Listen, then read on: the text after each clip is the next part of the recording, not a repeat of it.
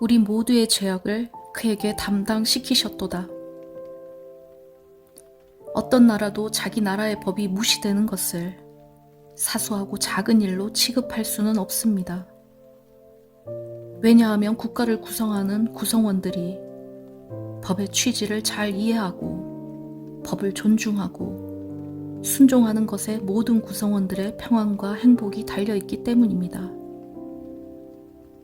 국가는 국민들이 최고의 행복을 누릴 수 있도록 법을 제정하는데, 그런데 국민들이 법을 무시하고 불법을 일삼는다면 다른 사람들의 행복에는 아랑곳하지 않고 이기적인 마음으로 자신의 유익과 편의만을 위하고 자신의 이기적인 이익만을 채우기 위하여 법을 어긴다면 그 나라의 안정과 평화와 행복은 곧 깨어지고 말 것입니다.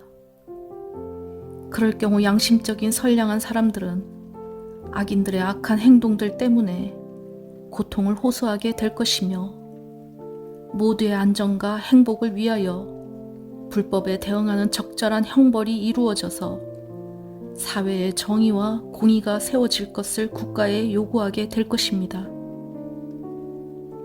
그렇게 되면 국가는 불법을 행하는 자에게 그에 상응하는 적절한 형벌을 주거나 아니면 그에 상응하는 희생을 치르게 해야만 합니다. 하나님의 나라도 마찬가지입니다. 하나님의 법은 하나님이 지으신 우주의 모든 만물들이 최고의 행복을 누리도록 제정되어졌지만, 그러나 하나님의 법은 창세 이래 지금까지 인간들의 불순종으로 유린되어져 왔습니다. 하나님의 법은 선하며 의로우며 다스림을 받는 모든 사람들의 행복을 위한 것이었지만, 사람들은 하나님의 법에 불순종하였습니다. 하나님은 모든 피조물의 행복을 위하여 모든 창조의 근원이시며 원천 되시는 하나님을 사랑하라고 명하셨지만, 사람들은 하나님을 거절할 뿐만 아니라 부인하였으며, 하나님은 모든 피조물의 무한한 행복을 위하여 서로 이웃을 사랑하라고 말하셨지만, 사람들은 날마다 오로지 나의 이기심을 채우는 선택들을 하는 것으로 하나님을 멸시하고 하나님의 법에는 불순종하였습니다.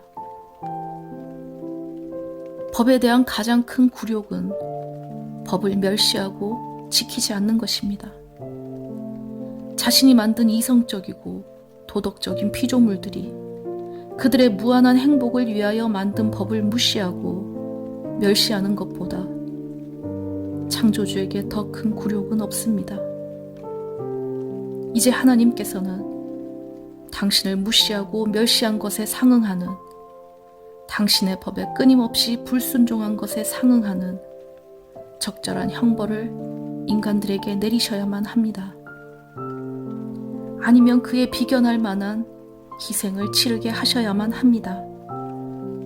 그래야만 하나님의 나라는 안전하고 평화롭게 보호될 것이며 모든 만물들의 최고의 행복도 지켜질 것입니다. 그렇게 해야만 하나님의 법은 존중되어지고 그 고귀한 명예는 회복될 것이며 정의와 공의가 세워질 것입니다. 그런데 성경은 사람의 생각으로는 결코 이해할 수도 없고 말도 안 되는 너무나 기이하고 이상한 말씀들을 하고 있습니다. 하나님께서는 굴욕을 당한 당사자로서 자신을 거역한 이 불순종의 죄인들에게 형벌을 받게 하는 것이 아니라 이들을 너무나 불쌍히 여겨 이 죄인들을 용서할 뿐만 아니라 구원하시기로 작정하였다고 성경은 말합니다. 하나님께서는 굴욕을 당한 당사자이심에도 불구하고 죄인들이 받아야만 하는 형벌을 하나님께서 대신 받으시고 모든 인류의 죄값에 상응하는 희생을 대신 치르시기로 작정하셨다고 성경은 말합니다. 성경의 이사야서를 쓴 이사야 선지자는 예수님께서 이 땅에 오시기 700여 년 전에 유대 땅에서 하나님의 말씀을 선포하던 선지자였습니다.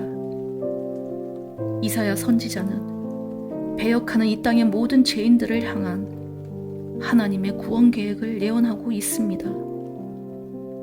구원자, 메시아가 올 것이다. 그 메시아는 이 땅의 모든 죄인들을 용서하고 그들이 받아야 할 형벌을 대신하여 받을 것이다. 그들을 대신하여 그에 걸맞는 희생으로 값을 칠 것이다 예언하고 있습니다. 그가 찔림은 우리의 허물 때문이요 그가 상함은 우리의 죄악 때문이라. 그가 징계를 받음으로 우리는 평화를 누리고 그가 채찍에 맞음으로 우리는 나음을 받았도다. 우리는 다 양 같아서 그릇 행하여 각기 제 길로 갔거늘 여호와께서는 우리 모두의 죄악을 그에게 담당시키셨도다. 그는 멸시를 당하고 사람들에게 버림을 받았으며 아픔과 고통을 많이 겪은 자라. 마치 사람들이 외면하는 자 같이 멸시를 당하였고 우리도 그를 업신여겼도다. 그는 실로 우리가 받아야 할 고통을 대신 받고 우리가 겪어야 할 슬픔을 대신 당하였거늘 우리는 생각하기를 그가 형벌을 받아 하나님께 맞으며 고난을 당한다 생각하였노라. 그가 찔린 것은 우리의 허물, 즉 하나님을 향한 근본적인 변절과 반역 때문이요 그가 밟히고 으스러뜨려져서 상하는 것은 우리의 죄악 때문이라. 우리의 허물과 우리의 죄악이 그를 찌르고 그를 으스러뜨리고 그를 형벌받게 하며 그를 채찍에 맞게 한다고 이사야 선지자는 700년 뒤에나 있을 메시아 예수 그리스도의 십자가 죽음을 이 세상에 그 누구도 감히 부인할 수 없도록 너무나도 상세하고 분명하게 예언하고 있는 것입니다. 우리 모두 단 한 사람도 예외 없이 우리 모두는 뿔뿔이 자신의 방식대로 자기 멋대로 살아가지만 여호와께서는 우리 모두의 죄악을 그에게 담당시키셨습니다. 죄인들을 대신할 예수 그리스도의 죽음은 계획되었고 그리고 그대로 이루어졌습니다. 내 백성은 나를 알지 못하는 어리석은 자요 지각이 없는 미련한 자식이라. 악을 행하기에는 지각이 있으나 선을 행하기에는 무지하도다. 그리스도께서 하나님 곧 우리 아버지의 뜻을 따라 이 악한 세대에서 우리를 건져내시려고 우리 죄를 대속하기 위하여 자기 몸을 주셨으니 그가 우리를 대신하여 자신을 주심은 모든 불법에서 우리를 속량하시고 우리를 깨끗하게 하사 선한 일을 열심히 하는 자기 백성이 되게 하려 하심이라. 이 세상의 죄인들을 구원하기 위하여 하나님의 나라는 너무나 큰 대가, 큰 비용을 치루었습니다. 인간들이 구원을 받는다고 해서 하나님의 무슨 크나큰 유익이 있겠습니까? 그러나 하나님은 이 사역을 시작하시기 전에 이미 이 큰 비용의 결과를 계산하셨습니다. 장차 구원받은 수많은 성도들이 찬송을 부르며 영원한 행복을 누리는 것을 보는 기쁨, 모든 만물들이 하나님의 구원을 기뻐 찬송하며 영원히 축복을 누리는 것을 보는 기쁨, 모든 만물들이 누리는 지극한 행복, 이것이 삼위일체이신 하나님과 예수님 그리고 성령님께서 크나큰 대가를 치르신 이유, 그리고 지금도 그 대가를 치르고 있는 이유가 아닐까요?